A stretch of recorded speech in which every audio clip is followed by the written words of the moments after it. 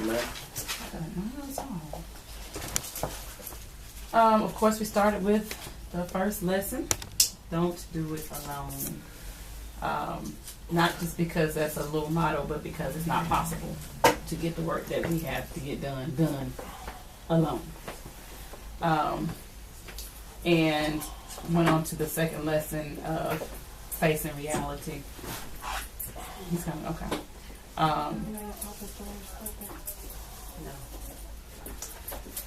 We talked about how the only thing constant is change, and how we change. We even looked at the physics of change. That is, each step is a rise and a run. So rising, you have to work against the natural pull down gravity. So our natural state is to just kind of go down. So you have to work against that, and then a run is going forward. It's actually progressing, doing work. And that what helps us do that is to face the facts, to face reality. A lot of times that's quantified, so that it makes it easy for us to see and understand what's really going on. Yeah. So the idea is the first step towards change is to face reality, to see that I need to change, and then that I must change. And then that requires mental ascension, which is closing that gap between all the knowledge I have, all the stuff I know, and what I actually do. And that's the biggest gap, because we don't typically apply what we know. Applying what we know is basically wisdom. And, common sense isn't common. Watch out. Sorry. And it's very easy to go from doing something to teaching it. You can almost model it. People can observe you and you can teach. So, closing that gap is of utmost importance. And then finally, we looked at the Proverbs process, which is simply a means to communicating and getting the work done. And it's the same steps in different places, Isaiah, Proverbs, different places, that you get the knowledge or the facts. That's the information. You get counsel, which is key, which is why you can't do it alone. So you bring all those issues and facts to the table, then you have that counsel that will help to get some understanding from that information. So I talk with this one, I talk with that one, and get the insight from all those great folks on the team and get wise counsel. Then we get some understanding about what those facts mean. Once we have understanding, we can create a wise plan from that. This is how we change, how we affect change and improve. And we looked at positioning. How that fits in is the communication that happens. There's a process for that. And each person's position is critical to the overall function of the whole. You can't have a team member in the position of team leader or vice versa. If you do, you will have a dysfunctional team. You will not be able to respond to the mandates that are pouring into the organization. The team member has the micro perspective, the details, the specifics, they're the expertise in whatever work they're doing. The team leader has the macro vision that can see all the parts working and see where the needs are.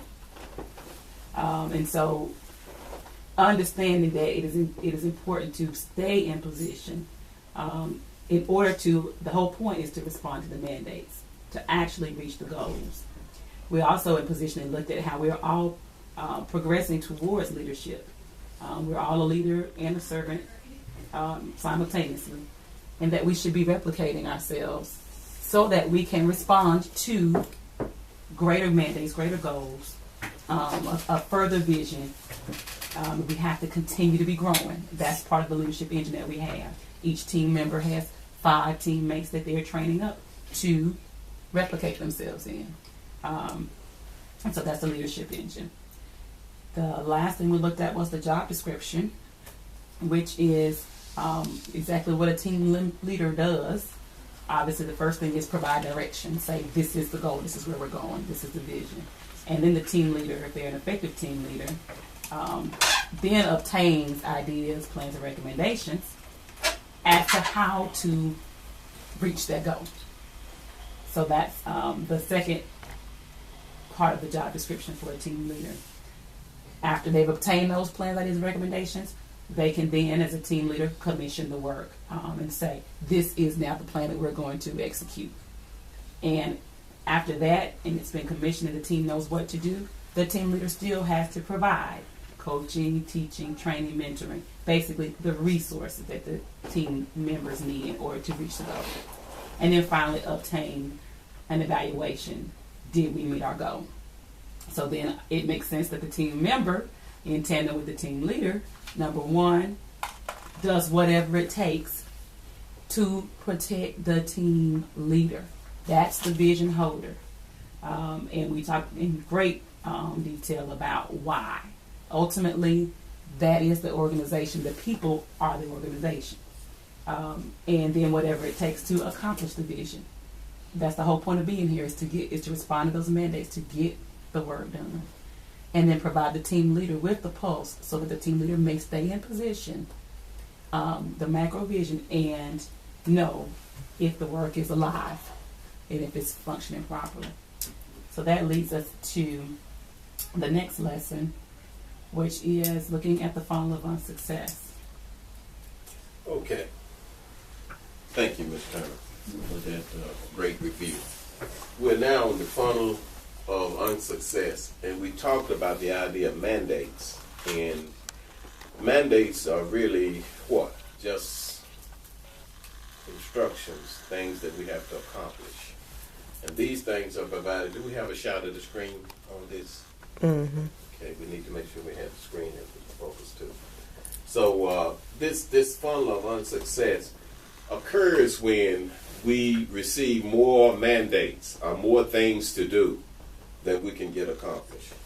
And it's a really frustrating thing. The deeper we go in the levels of organization, the more we can do for the organization. Now this is important, that we begin to organize all of the people that we're accountable for. It's not just enough to tell them what to do or to do it for them, but to organize them in such a way that they can be trained, they can be learned, they can be coached, taught, trained, and mentored to get the job done. If you look at these arrows as mandates, they're pouring in. They're pouring into a funnel, and that funnel is you, okay? And you have to release them. Now, if you notice, the top of the funnel is much larger than the bottom. So what happens when you have the volume at the top is so great? We're looking at 1, 2, 3, 4, 5, 6 mandates. It looks like we may be able to squeeze 2 out of the bottom at that rate. So what do we have? What's the situation there? Yes. Gonna get clogged. Gonna have what? Gonna get clogged. Going to get clogged. Going to what? Overflow. It's going to overflow. And when stuff overflows that shouldn't overflow, what do you end up with? A mess. A mess. A mess. Problem. So when we're not delegating, we're cheating and stealing from God's ability to get things done through us. We're playing what? Every instrument instead of others learn to play through their mistakes. What we said is the orchestra lead is up in the orchestra, directing the orchestra. Because the flute player is not playing so good or can't play as good as he can, he stops directing and goes to play the flute. And we have a great sound of the flute. But when no one is directing, when they look up to see what to do and to keep time, what do they see? No one. No one, a blank space.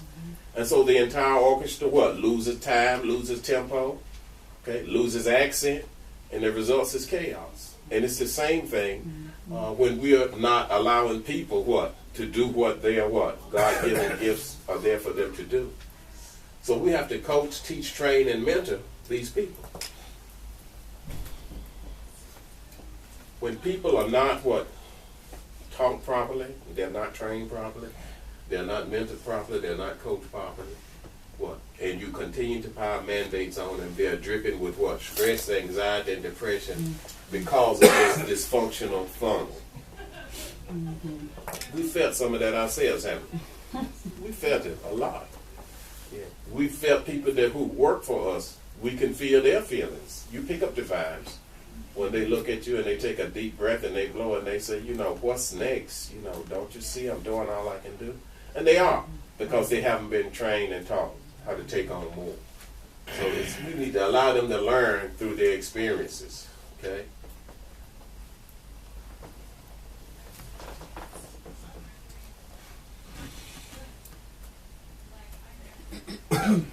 We talk about, in order to do that, we have to have the total involvement process. The entire team, the leadership, and everybody, we have to have a communication network. People have to understand what expectations are. They have to be taught properly. They have to be trained properly. And so we find this total involvement process, and we do it through the relationships that we have with the leaders and the team, and the relationship that the leader has with God and the team has with God, if we're talking about godly things. And I defined earlier that God is anything that you, or any entity that you serve. Okay? So whoever God is to you, that's your God. If you have nothing that you can think of, then I can tell you who your God is. It's you. Okay? You serve yourself. So whatever happens, that's not a condemnation. That's just a statement of fact. We all serve somebody. Okay? So in this equation, just a moment. Why he wants to come up with this now.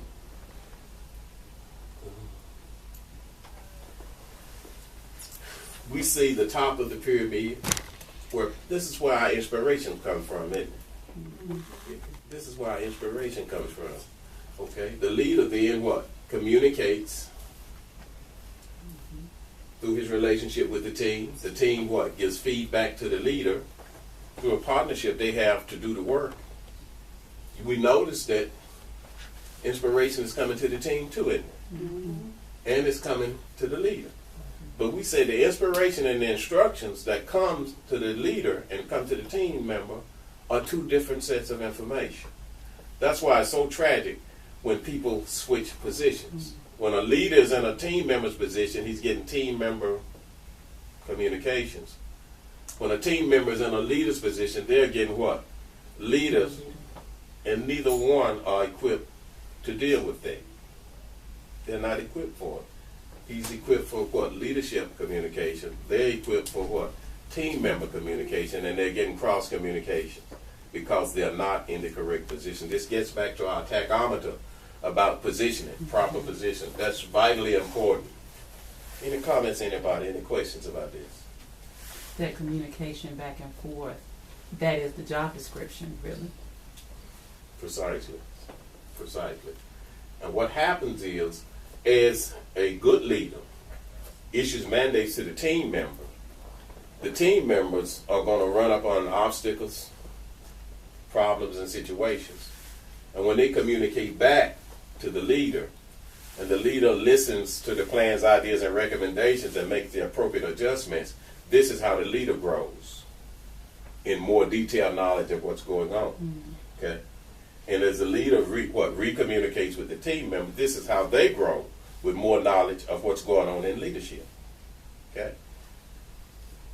If I say to a team, I would like for you to haul 5 loads of gravel today, and the team ends up communicating back to me, we could only haul 3, because when we go to pick up the gravel, we have to wait an hour each time before they can load us because other trucks are there.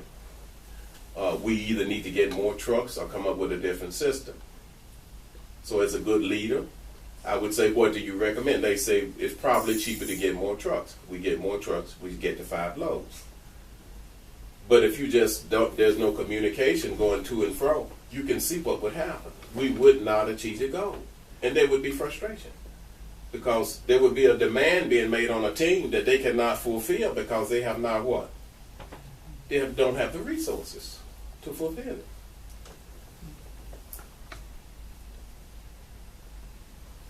We have to value what everyone thinks, and that creates value. In the proverb process, we say, wise men increase in learning. Okay?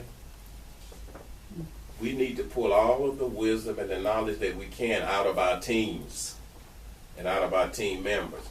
They know how to do their job. They know the details. They know the nuts and bolts of the operation. And when we value them and we let them know that we value them, they will provide us with the information. Usually when a person shuts down, it's because what? When a team member stops communicating with the leader, why is that usually? Frustration. They don't have any input. Frustration. What else? Feel that their input is not valued. Input not valued. Anything else? Y'all don't have to be afraid of the camera. Go ahead and talk. I'm going to edit it out if you say something foolish. Loss of communication or lack of communication. Okay. All right. So we have to really, we have to constantly increase their learning. This is where you provide what? Direction, obtain the plans, ideas, and recommendations in this process, this proverb process. Okay? Permission to work.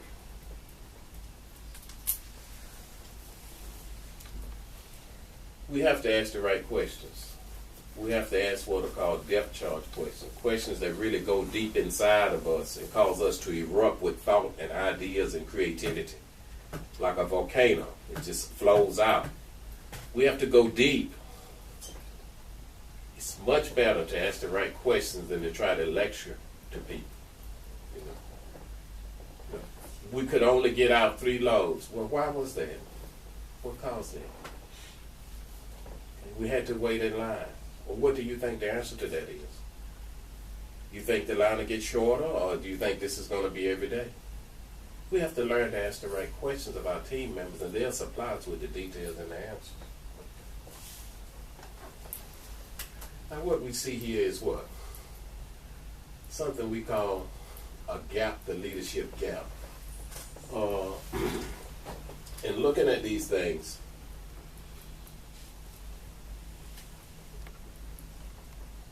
we always know that we maximize ourselves when we're able to what? Simultaneously do things instead of sequentially. You know, I don't have to finish one before I can go into and you hear that a lot. You hear that a lot from new leaders.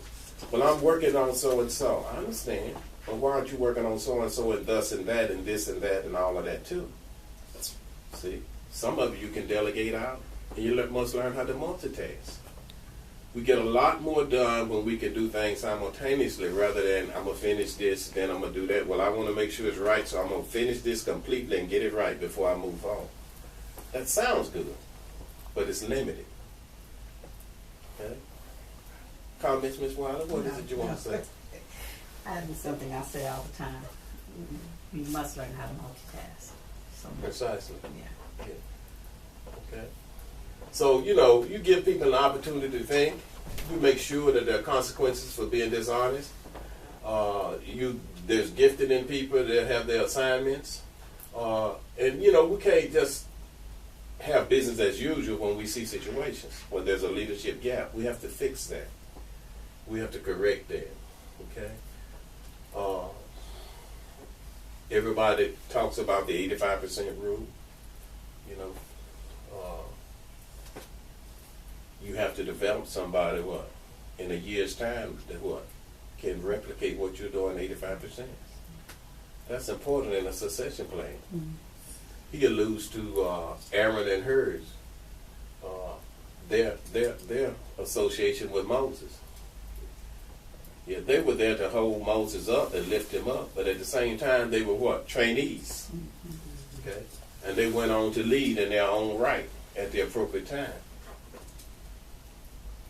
Now, we cannot be in a situation where we're trying to do it alone. And we hear this a lot, too, from new leaders. Stuff like, well, I'd just rather do it myself, then I know it's right. That sounds good, but it's not a leadership position.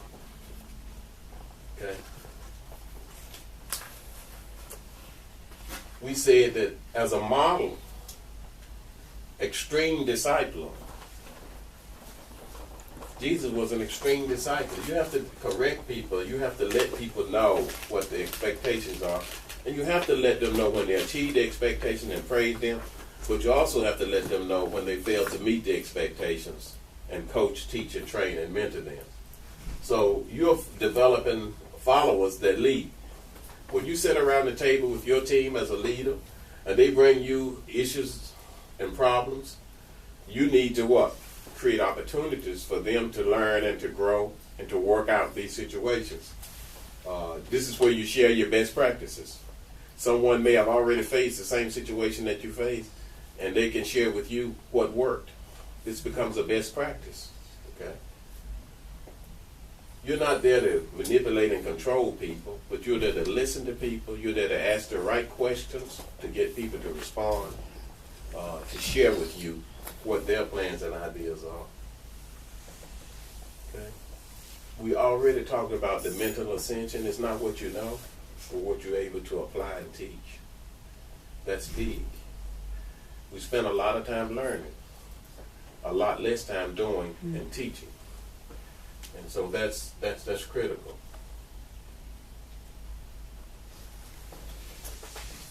Cut that off for a minute.